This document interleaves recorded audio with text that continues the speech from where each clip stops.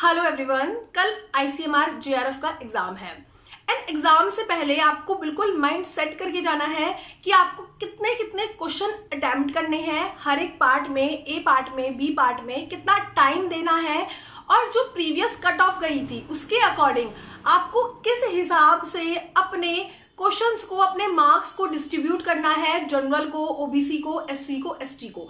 आज हम इस वीडियो में इसके रिगार्डिंग बात करने वाले हैं। आप सब लोग जानते हो कि आईसीएमआर जेआरएफ में सीएसआईआर और डीबीटी के कंपैरिजन में कम सीट्स रहती है, ओनली 120 फेलोशिप्स होती हैं। तो 120 फेलोशिप्स आप में से ही किसी स्टूडेंट्स को मिलने वाली है और आपने ही उसके लिए फुल प्रिपेयर किया है। बट आप एग्जाम में कैसा परफॉर्म करते हो, आप किस पार्ट को कितना टाइम देते हो, कैसे अटेम्प्ट करते हो क्वेश्चन को, उसका स्ट्रेटेजी, उसका क्या स्ट्रेटेजी होना चाहिए, कैसे आपको करना है, कैसे आप बहुत अच्छे मार्क्स गेन कर सकते हो जितना आपने पढ़ा है उसमें से। बिकॉज पढ़ना इंपॉर्टेंट है, उसके साथ वो स्ट्रेटेजी अप्लाई करना उस 2 आवर में वो उससे भी ज्यादा इंपॉर्टेंट है। और आपको क्या क्या बातें माइंड में रखनी है वो सुन लीजिए। आपके 2 पार्ट आने हैं, part A and part B. आप जानते ही होंगे कि पार्ट ए में हमारे 50 क्वेश्चंस हैं और आपको 50 के 50 क्वेश्चंस अटेम्प्ट करना कंपलसरी है। पार्ट बी में हमारे 100 क्वेश्चंस हैं, उसमें से हमें 75 अटेम्प्ट करने हैं। ओके, अब पहले हम आते हैं पार्ट बी पे। पार्ट बी पे आप कितना टाइम दोगे? आपके पास टोटल है 2 आवर्स। आप लोग जानते हैं कि पार्ट ए जो है वो फिर भी टफ पड़ेगा। इफ आपने बायो के स्टूडेंट हो तो आपको टफ पड़ने वाला है थोड़ा सा part A, but no problem. पहले हम पार्ट बी से स्टार्ट करेंगे। पार्ट बी में जितना मैंने एनालिसिस किया एग्जाम पेपर को, जितना मैंने एनालिसिस किया आईसीएमआर को, उसके हिसाब से मैंने ये स्ट्रेटेजी बनाई है। पार्ट बी को आपको 1 आवर 15 मिनट्स देने ही चाहिए। 1 आवर 15 मिनट्स आप लोगों को पार्ट बी को देना ही देना है। और इन 1 आवर 15 मिनट्स में आपको ट्राई करना है कि आप पार्ट बी में 65 क्वेश्चंस को सॉल्व कर जाएं, अच्छे से सॉल्व कर जाएं। पार्ट बी में हमारे 14 सब्जेक्ट्स आते हैं, आपको स्क्रीन पे गिवन है 14 सब्जेक्ट्स। इन 14 सब्जेक्ट्स में से आपके 11 to 12 सब्जेक्ट प्रिपेयर होने चाहिए। आप बहुत इजीली 65 क्वेश्चंस अटेम्प्ट कर जाओगे 1 आवर 15 मिनट्स में।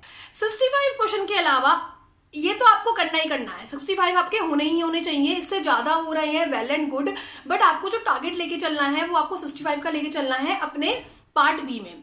और साथ में आपको 5 क्वेश्चन आप ऊपर नीचे कर सकते हो। मींस आपको 65 से 70 क्वेश्चन अटेम्प्ट करने ही करने हैं। आपको 65 क्वेश्चन पक्का अटेम्प्ट करने हैं। उनमें से 5 क्वेश्चंस का आप लेके चल सकते हो कि आपको लग रहा है कि सही है, इसके आंसर आपको 50% आप करेक्ट हो, 50% नहीं हो, तो उसको आप रख सकते हो कि हाँ मुझे ये अटेम्प्ट करना है, उसको आप रिव्यू के लिए रख सकते हो क्वेश्चन को। सही है। मींस आपको 75 में से अराउंड 65 to 70 क्वेश्चन को टारगेट करना है। एंड आप जनरल कैटेगरी में हो तो मैं आपको 70 सजेस्ट करूंगी। इफ आप किसी और कैटेगरी में हो तो आप 65 अटेम्प्ट कर सकते हो और इतने अटेम्प्ट करने से बहुत अच्छे मार्क्स आ सकते हैं। क्या होता है, स्टूडेंट्स क्या करते हैं, 75 के 75 अटेम्प्ट करने का कोशिश करेंगे, करना चाहिए, क्योंकि पार्ट ए में आप इतने अटेम्प्ट नहीं कर पाओगे। आप 75 कर सकते हो, बेस्ट है। बट एक होता है ना कि 65 से तो कम अटेम्प्ट करना ही नहीं है। 65 तो आपको अटेम्प्ट करना ही करना है। 65 से 70 आप टारगेट लेके चलिए। 65 से 70 आपको अटेम्प्ट करना ही करना है। आप 75 अटेम्प्ट करते हो, well and good, but negative marking का ध्यान रखिए। आप लोग जानते हो कि दोनों पार्ट में ही हमारी 0.25 की नेगेटिव मार्किंग होनी है और स्टूडेंट इसी वजह से पीछे रह जाते हैं। मैंने आपको डीबीटी में भी सजेस्ट किया था आपको कितने अटेम्प्ट करने चाहिए, तो यहाँ पे भी आपको 65 से 70 अटेम्प्ट करने चाहिए। 75 कर सकते हो, वेल एंड गुड, बट 65 से कम अटेम्प्ट करने की सोचना भी मत। ओके, ये हो गया आपका पार्ट बी। 1 आवर 15 मिनट के बाद पार्ट बी बिल्कुल छोड़ दीजिए, बिल्कुल छोड़ दीजिए। ओके, फिर आता है हमारा पार्ट ए। पार्ट ए में आपको 50 अटेम्प्ट करने हैं, बट आप सोच के ही मत जाइए आपको 50 अटेम्प्ट करने हैं। पार्ट ए में हमारे 4 टॉपिक्स आते हैं मेनली। साइंटिफिक फिनोमिना आता है पार्ट ए में, फिर हमारा जीके आता है पार्ट ए में, फिर हमारा स्टैटिस्टिक आता है और हमारा कुछ बायोलॉजी से भी क्वेश्चन आते हैं, जनरल बायो से क्वेश्चन आते हैं पार्ट ए में। तो मैं आपसे एक्सपेक्ट करूंगी कि जनरल बायो के क्वेश्चन और स्टैटिस्टिक के क्वेश्चन, क्योंकि जनरल बायो आप कर ही लोगे, बहुत ईजी आएगी, और स्टैटिस्टिक मैंने आपको कराया है, तो स्टैटिस्टिक के अराउंड 12 क्वेश्चन आने हैं और जनरल बायो के अराउंड 10 क्वेश्चन आने हैं। तो इन दोनों में से मैं आपसे एक्सपेक्ट करती हूँ कि आप 20 क्वेश्चन बहुत ईजिली सॉल्व कर लें विदाउट एनी प्रॉब्लम। 20 क्वेश्चन आप बहुत ईजिली सॉल्व कर भी जाएंगे, बहुत ईजी सॉल्व कर जाएंगे। 20 क्वेश्चन आप बहुत ईजिली सॉल्व कर लें। अब आता है हमारा साइंटिफिक फिनोमिना और जनरल नॉलेज। साइंटिफिक फिनोमिना में आपके अराउंड 15 to 20 क्वेश्चन आने हैं और 15 to 20 क्वेश्चंस में से मैं आपसे एक्सपेक्ट करती हूँ कि आप 5 क्वेश्चन बहुत इजीली सॉल्व कर जाएंगे, इवन 6 भी कर जाएंगे। क्योंकि साइंटिफिक फिनोमिना में आप देखोगे तो इतने सिंपल क्वेश्चन आते हैं ना, कोई क्वेश्चन मीन्स 5 to 6 क्वेश्चन तो कोई भी स्टूडेंट जिसके साइंटिफिक माइंड इतना नहीं भी चलता है ना, वो फिर भी कर जाएगा उन क्वेश्चंस को, न्यूट्रॉन से, प्रोटॉन से, इलेक्ट्रॉन से, एंड हमारा कलर इफेक्ट्स को लेके, वेवलेंथ्स को लेके, फ्रीक्वेंसी को लेके इतने इजी क्वेश्चन आते हैं, बहुत इजी। तो आप इसमें 5 क्वेश्चन का टारगेट लेके चल सकते हैं। जनरल नॉलेज का डिपेंड करता है, जनरल नॉलेज में हम कोई श्योर नहीं हो सकते, बट स्टिल आप 3 क्वेश्चन अटेम्प्ट करना ही करना जनरल नॉलेज में। तो जो आपको अटेम्प्ट करना है वो मैंने ग्रीन से मार्क किया है। आपको 5 क्वेश्चन साइंटिफिक फिनोमिना के आप आराम से अटेम्प्ट कर जाओगे, 3 जनरल नॉलेज के भी आराम से अटेम्प्ट कर जाओगे, और हमारे 12 और 10 बायोलॉजी के अराउंड 20 ये आप आराम से अटेम्प्ट कर जाओगे। तो आपसे हम एक्सपेक्ट करते हैं कि आप 25 से 30 क्वेश्चन पार्ट ए में बहुत इजीली ले जाओगे, जो आप सही ले जाओगे। और गलत मार्क करने की कोशिश मत कीजिए। आपको नहीं आता है स्पेशली साइंटिफिक फिनोमिना नहीं आ रहा है तो छोड़िए। जनरल नॉलेज नहीं आ रही है आपको, 4 साइंटिस्ट के नेम गिवन है, 4 कोई भी हमें नेम गिवन है, आपने वो नाम ही नहीं सुने आज तक, तो आप क्या उसमें तुक्का लगा सकते हो? नहीं लगा सकते। फालतू में नेगेटिव मार्किंग करोगे, अपने पार्ट बी के जो मार्क्स गेन कर रहे हैं उनको भी आप छोड़ दोगे। इसलिए जनरल नॉलेज का तो मैं आपको बोलती हूँ कि आपको आता है तो ओके, नहीं आता तो उसको क्रॉस करके आगे बढ़िए, कुछ सोचने का मतलब ही नहीं बनता। साइंटिफिक फिनोमिना में आपको नहीं आता है, आपने बहुत ही डिफरेंट नाम सुना है तो आगे बढ़ जाइए, आपको थोड़ा आता है तो रिव्यू के लिए डाल दीजिए, बट इतने क्वेश्चन का टारगेट लेके चलिए कि आप 25 to 30 क्वेश्चन अटेम्प्ट करेंगे। इसमें फिर से बोल रही हूँ, जनरल है तो 30 करना, और ओबीसी SC ST कैटेगरी है तो 25 पे रुक जाना, इतना होता है। तो ये बहुत अच्छा रहेगा, आप इतने क्वेश्चन अटेम्प्ट करोगे, और इसमें आपने करे हैं 65 to 70 क्वेश्चन अटेम्प्ट, आपके मार्क्स बैठते हैं। अब एक बात और, यदि आप इस तरीके से चलोगे आपकी नेगेटिव मार्किंग बहुत कम आएगी। आप ज्यादा क्वेश्चन अटेम्प्ट करने की कोशिश करोगे तो ऑब्वियसली नेगेटिव मार्किंग होना है ही है।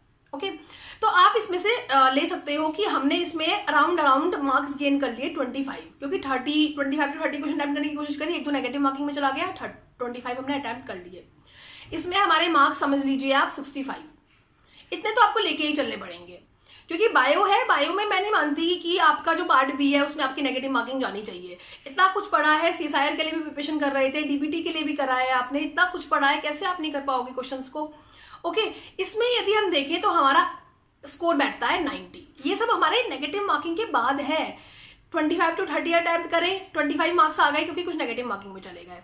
65 to 70 अटेम्प्ट करें, 75 तक भी गए तो आपके 65 मार्क्स आराम से आ जाएंगे।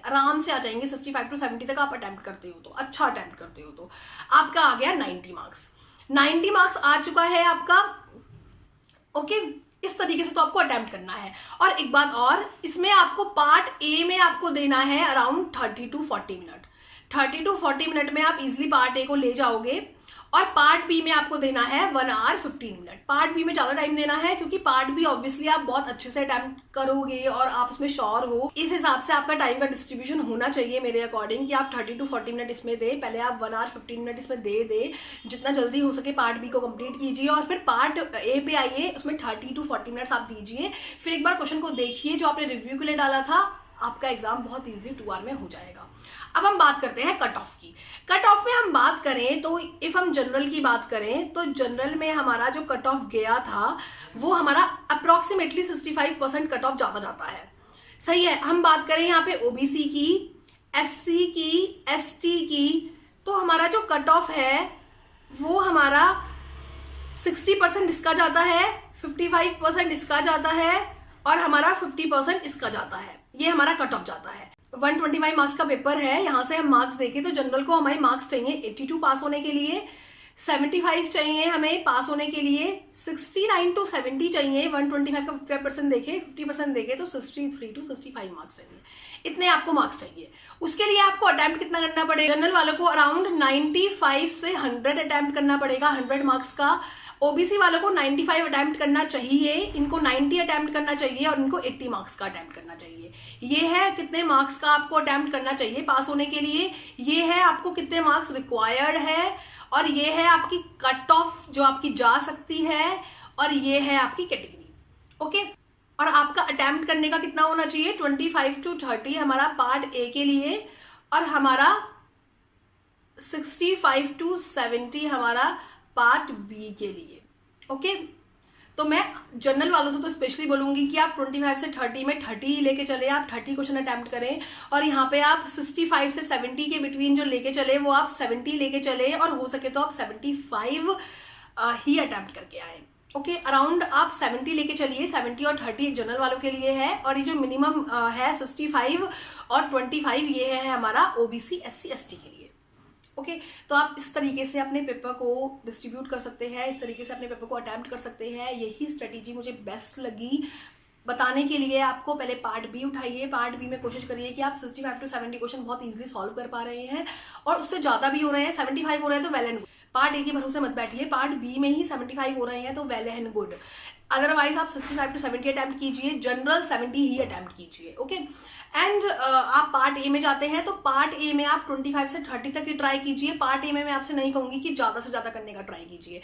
पार्ट बी में मैं आपसे कहूँगी कि जितना ज़्यादा हो सके उतना करने का ट्राई कीजिए। पार्ट ए में बोलूँगी जितना आता है उतना ही करने का ट्राई कीजिए, बिकॉज पार्ट ए की वजह से आप पार्ट बी के मार्क्स भी खराब कर देंगे।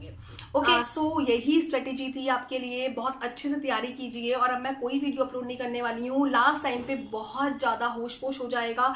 आप अपना जितना प्रिपरेशन है उतना ही कंप्लीट लेके चलिए, उतने को ही रिवाइज कीजिए अगेन एंड अगेन। और मैं आपको सजेशन दूंगी कि आप बिल्कुल कल 9-10 बजे के बाद पढ़ना बंद कर दीजिए, बिल्कुल काम होके जाइए, फ्रेश माइंड से जाइए, एंड नया टॉपिक पिक मत कीजिए। सबसे बड़ी गलती होती है कि अब नया टॉपिक पिक करना, बहुत कन्फ्यूज़न हो जाएगा। कोई नया टॉपिक पिक नहीं करना है, पुराने टॉपिक को ही अच्छे से रिवाइज कीजिए, अगेन एंड अगेन रिवाइज कीजिए, और कल तो वो भी मत कीजिए।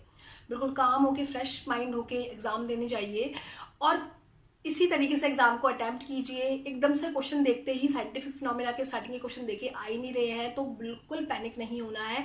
पहले पार्ट बी पे जाना है। पार्ट बी में आप 70 to 75, आप पार्ट बी में 70 स्कोर कर रहे हैं ना, 70 क्वेश्चन बहुत इजीली अटैम्प्ट कर रहे हैं, मतलब आप टेंशन ही मत लीजिए, आपका सिलेक्शन बहुत इजीली हो जाएगा। बिकॉज स्टैटिस्टिक मैंने पढ़ाया है, एंड स्टैटिस्टिक में भी आप आराम से 8 to 9 क्वेश्चन अटैम्प्ट कर जाएंगे। स्टैटिस्टिक हो जाएगा आपका तो आपका बहुत ईजी सिलेक्शन हो जाएगा। तो पहले पार्ट बी को टाइट करने की, पहले पार्ट बी को होता है ना एक मजबूत करने की कोशिश कीजिए। पार्ट बी को जाते ही आप अच्छे से अटैम्प्ट करेंगे, मजबूत कर लेंगे, 70 क्वेश्चन अटैम्प्ट कर लेंगे तो आपके अंदर एकदम कॉन्फिडेंस आ जाएगा।